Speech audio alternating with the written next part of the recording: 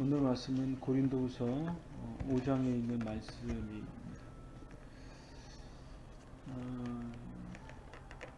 첫 번째의 말씀은 1절에 있는 말씀인데, 만일 땅에 있는 우리의 장막집이 무너지면 하나님께서 지으신 집, 곧 손으로 지은 것이 아니요 하늘에 있는 영원한 집이 우리에게 있는 줄 안다. 결국은 뭐냐면 장막집, 이 땅에 서 있는 장막집 또는 천막집, 이렇게 표현할 수 있겠죠. 요즘으로 말하면 연립 아파트 그런 거. 그렇지만 원론적으로는 땅에서 우리의 삶을 살아가는 어떤 장소. 그렇지만 그 장막집은, 우리가 그런 천막집은 곧 무너진다는 거죠. 왜냐? 그것은 사람이 손으로 지어진 것이고 이 땅에 있는 것들로 지어진 것이기 때문에 시간이 지나면 무너진다.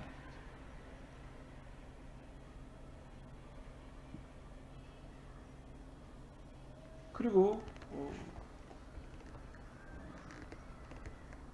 더 중요한 것은 뭐냐면 손으로 지으지 않은 하나님께서 지으신 하늘에 있는 영원한 집이 우리에게 있는 줄을 알아야 한다. 이것은 땅에 있는 것도 아니고 없어질 것도 아니고 무너질 것도 아닌 하나님의 주권에 있는, 하나님의 통치 아래에 있는 영원한 집이 있다. 그것을 사도 바울이 말하고 있는 거죠. 원론적으로 천막집, 장막집이라 할 때 로마인들은 어떤 생각을 가졌냐면, 또 유대인들은 어떤 생각을 가졌냐면, 그들은 유목민이니까 짐승들을 데리고 풀이 있는 목초지를 따라서 이동하는 그러한 사람들이었죠. 그러다 보니까 풀이 많아.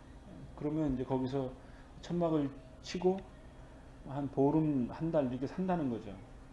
그러면 이제 그 주위에 있는 풀들을 다 먹으면 또 이제 천막을 걷어서 또 다른 곳으로 또 이동을 하는 거죠. 그렇게 정처 없이 떠돌아다니는 삶을 살았던 그 이스라엘 사람들의 관점에서 보면, 그럼 한 수십 년 하면 그냥 우리의 인생은 이렇게 사는가 보다라고 생각할 수도 있겠지만, 또 다른 한편으로 보면 좀 지루하지 않겠어요? 야, 이거 우리가 언제까지 이렇게 돌아다녀야 돼? 그런 생각을 하면서 영원한 집을 생각을 하겠죠. 천막집보다 더 튼튼한 집, 더 안식하기 좋은 곳, 조금 더 풍요로움이 있는 집, 비가 와도 새지 않고 눈보라가 쳐도 바람이 불어도 무너지지 않는 튼튼한 집. 그런데 그것보다 더 중요한 집은 뭐냐면 하늘에 있는 하나님의 집이라는 거죠. 이 땅에 살아가는 사람들의 집은, 인생은 2절의 말씀에 보면 참으로 우리가 여기 있어 탄식하며, 이런 표현이 있거든요. 그러니까 이 땅에서의 삶은 정말로 처절한 거죠. 짐승에 때로는 물려서 죽는 경우도 있고, 양들이나 힘없는 짐승들은 죽는 경우가 종종 있고, 사람도 여차하면 죽을 수도 있고, 그리고 방황하는 떠돌이하는 그 삶이 얼마나 힘들겠어요. 세수도 잘 못하고, 베두인족 같은 경우는 한 달 내내 물 한 방울 먹지 못하고 살아간다니까. 우유를 먹고 물을 대신하셔서 먹고 산다는 거죠. 그거 참 놀라운 일이죠. 그렇게 척박한 삶을 살아가는 그 사람들이 얼마나 이 세상에, 이 땅에서의 삶을 탄식을 했겠어요. 삶의 방식이 그것뿐이 없기 때문에 그렇게 살아가는 것 뿐이죠. 농사를 짓는 그런 기술이 있거나 그런 삶의 방식이 있다면 조금 날지 모르겠지만, 천막을 치면서 이동하는 유목민들의 삶의 그 정황은 정말로 힘겨운 거죠. 지금도 중동 지역에는 그렇게 살아가는 부류들이 있다고 그래요. 지금 2000년, 3000년이 지났어도 그들의 삶의 방식은 지금과 거의 유사하죠. 그러니까 그들의 삶의 모습이 얼마나 힘들었겠는가. 지금 다큐 프로그램을 보면 그 유대인들의 모습을 좀 상상할 수 있겠죠. 그런데 영원한 하나님의 집, 하늘에 있는 집은 그런 탄식으로부터 자유하다. 우리의 육체의 공간으로부터 제약을 받지 않고 하나님이 지으신 새로운 존재의 변화된 모습이 있다. 그것을 17절에는 뭐라고 표현했냐면, 누구든지 그리스도 안에 있으면 새로운 피조물이라, 이렇게 표현되어 있는데, 쉬운 성경에는 어떻게 표현되어 있냐면, 누구든지 그리스도 안에 있으면 새로운 창조입니다. 이전 것들은 지나갔고 보십시오, 새 것들이 와 있습니다. 이렇게 표현되어 있는데, 제가 볼 때는 이 표현이 더 구체적인 것 같고 더 리얼한 것 같아요. 더 명확한 것 같아요. 새로운 피조물이다, 이런 표현보다는 새로운 창조입니다. 하나님이 우리를 새롭게 창조하셨습니다. 그리고 창조 이전에 있는 예전의 모습, 이 땅에 있는 모습, 우리가 그리스도를 모시기 전에 있던 그런 모습들은 다 지나갔고 이제는 새 것들이 와 있습니다. 새 것들이 와 있습니다. 우리는 새 것이 되었습니다. 새로운 피조물이 되었습니다. 뿐만 아니라 18절에는 하나님이 그리스도를 통해서 화목하게 하시고, 우리의 죄로부터 화목하게 하시고, 그리고 말씀으로 우리들을, 성도들을, 사도들에게 화목의 직분을 맡기셨습니다. 그리고 그 화목의 직분은 우리가 하나님의 의로움을 이룰 수 있는 것입니다. 라고 21절에 우리에게 말씀하고 있죠. 결국은 뭐냐? 이 땅에 있는 것들, 장막집의 모습, 그것이 우리가 이 땅에 살아가는 궁극적인 모습이 아니고, 그것은 임시적인 것이고, 우리가 우리의 인생의 육신의 장막을 벗으면 다 소멸되어지는 것이고 땅에 묻혀지는 것이지만, 우리 성도들에게 있어서의 궁극적인 소망은 뭐냐면 하나님의 집, 영원한 처소가 있는 거죠. 그것은 그리스도께서 하나님 우편에 앉으셔서 하나님의 나라를 지금도 가꾸시는, 이룩하시는 그 모습, 그리고 그것이 그리스도께서 완전히 이룩하셨을 때에 이 땅에 있는 우리들을 불러서 그곳에서 안식하게 하시는 그 집, 영적인 것이고 이 세상의 것과는 전혀 차원이 다른 새로운 하나님의 방식으로서의 창조, 영적인 창조. 거기에는 영원한 하나님의 영광과 하나님의 안식이 있고 우리 인생들에게 있어서 가장 최선의 것, 최상의 것, 그런 것들로 충족되어져 있는, 충만되어져 있는 곳.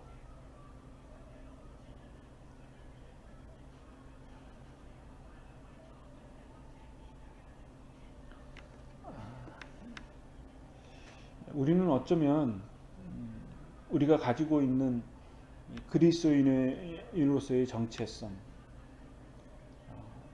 신앙의 자유, 하나님 앞에 찬양하고 예배드리고 말씀을 같이 나누는 것에 대해서 이것이 너무 일상적이고 너무나 자연스러운 것이기 때문에 이 예배의 이 자유의 소중함을 모를 수 있겠죠.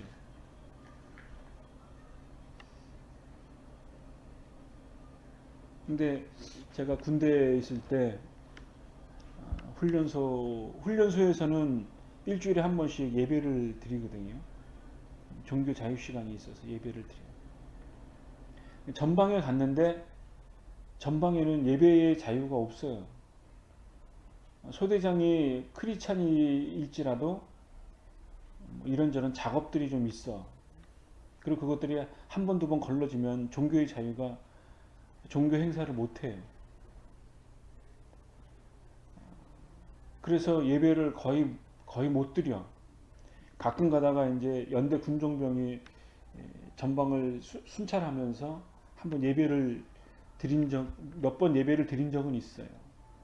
그러면 소대 안에 복음성가 책도 다 있고 성경책도 있고 다 있는데 예배를 못 드려. 맨 처음에는 이게 뭐지? 그런 생각을 들다가 그 부대의 분위기에 그냥 휩쓸리는 거죠. 그냥 화장실에 가서 성경책 읽은 적도 몇 번 있었죠. 읽고. 그게 어떻게 보면 나의 삶이었죠. 그런데 어느 날 갑자기 군대 군목이 오신 거야. 근데 그분의 모습을 보니까 내 마음에 엄청 기쁨이 오는 거예요. 기뻐지는 거예요. 그러면 예배를 잠깐 드리고 이런저런 말씀을 나누고 초코파이 하나 먹고 간 적이 있었는데 지금도 그 모습이 눈에 이렇게 선해. 벌써 몇십 년이 지났는데도 그거를 보면서 내가 그때 무슨 생각을 했냐면 이렇게 전방에서 예배도 잘 못 드리고 그러다가 나랑 일면이 없는 거지. 그런데 그 연대 목사님을 보니까 마치 그분을 본 것만으로도 기뻐지는 그러한 모습이 있었거든요. 지금도 그게 감흥이 좀 이렇게 생각이 나는데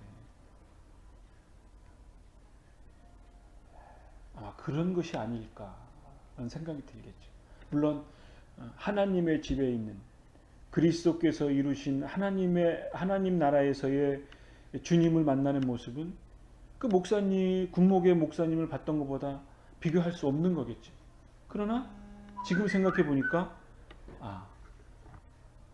그런 영적인 어떤 감동, 주님의 모습은 그것보다 더 훨씬 위대하겠지만 그럴 수 있겠구나, 그런 것이구나 라는 생각을 갖게 되어지는 거죠. 10절 말씀에 보면 우리는 그리스도 심판대 앞에 나타나게 돼서 선악간에 우리의 모습에 행한 대로 심판을 받는다라는 말씀이 있어요. 물론 우리는 주님 앞에 심판을 받겠죠. 우리가 이 땅에 살면서 그리스도를 알아가요. 말씀을 읽고 설교를 듣고 찬양을 통해서 우리의 영혼을 성화시키죠. 그럼에도 그런 과정이 있다 할지라도 우리가 그리스도 앞에 있을 때에는 완전한 하나님의 의를 이루지 못하고 하나님과의 완전한 화목된 삶을 살지 못하기 때문에 또 우리의 행위대로 선악간의 심판을 받겠죠. 그러나 하나님 나라에서는 그러한 그 심판의 결과에 따른 그 어떠한 것들이 의미가 없는 거죠. 하나님께서 모든 것들을 완전케 하시는 그러한 하나님의 집, 하나님의 나라, 그것을 우리가 영적으로 상상하여 볼 수 있겠죠. 그런 모습이 우리의 삶 가운데 있게 되어졌으면 좋겠다. 그런 생각이 듭니다. 우리가 이 땅에 살면서 우리의 의지대로 사는 것처럼 여겨질지 모르지만 성경은 이렇게 말씀하고 있어요. 우리에게 이루게 하시고 보증으로 성령을 우리에게 주신 이는 하나님이시다. 그러므로 우리가 항상 담대하여 몸으로 있을 때에는 주와 따로 있는 줄 아노니 이는 우리가 믿음으로 행하고 보는 것으로 행하지 아니한 것이다. 우리가 이 땅에 살면서는 주님 따로 우리 따로 믿음 따로 행함 따로 모든 것들이 다 불완전한 것처럼 보이지만 그럼에도 불구하고 성령님께서 우리 안에서 보증으로 역사하신다는 거죠. 그것은 하나님의 역사하시고 하나님의 나라를 이루시는 하나님의 방법인 거죠. 하나님의 역사하시는 하나님의 경륜의 역사. 그것이 우리 안에 성령으로 역사하신다. 그래서 13절에는 우리가 많이 미쳤어도 하나님을 위한 것이고 정신이 온전하여도 너희를 위한 것이다. 그리스도의 사랑이 우리를 강권한다.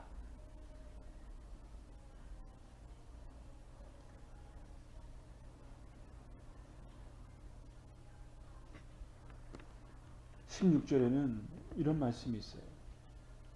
그러므로 이제 마지막 이제 결론의 말을 하는 거겠죠. 우리가 이제부터는 어떤 사람도 육신을 따라 알지 아니하노라. 비록 우리가 그리스도도 육신을 따라 알았으나 이제부터는 그같이 알지 아니하노라. 이게 아주 중요한 말씀 같아요. 옛날에는 17절 말씀만 들었죠. 누구든지 그리스도 안에 있으면 새로운 피조물입니다. 예전 것은 지나갔고 우리는 새로운 사람이 되었습니다. 그런데 16절의 말씀도 그와 못지않게 중요한 거죠. 우리가 이제부터는 어떤 사람도 육신을 따라 알지 아니하노라. 우리가 그리스도도 예수님도 우리의 육신의 모습을 따라서 예수님을 생각한다 이거죠. 우리 인간적인 생각으로 이 땅의 것으로 그리스도를 바라보게 되는데 그러한 것들은 마치 우리가 앞에서 살펴본 것처럼 거울을 보는 것처럼 희미한 거죠. 완전하게 보이지 않는 거지. 왜? 우리는 육신의 모습을 입고 육신의 모습을 따라 살아가기 때문에 그런 거죠. 그런데 이제부터는 그같이 알지 아니하노라. 그것보다 더 높은 차원으로 알 수 있는 거다 이거죠. 그리고 그것을 아는 것뿐만 아니라 그리스도의 새로운 피조물로서 우리가 살아간다. 전에 새성경을 읽은 것처럼 새 것들이 와 있습니다. 새 것들이 와 있으니까 이제 앞으로의 삶을 뭐냐면 그것대로 살아야 한다는 거죠.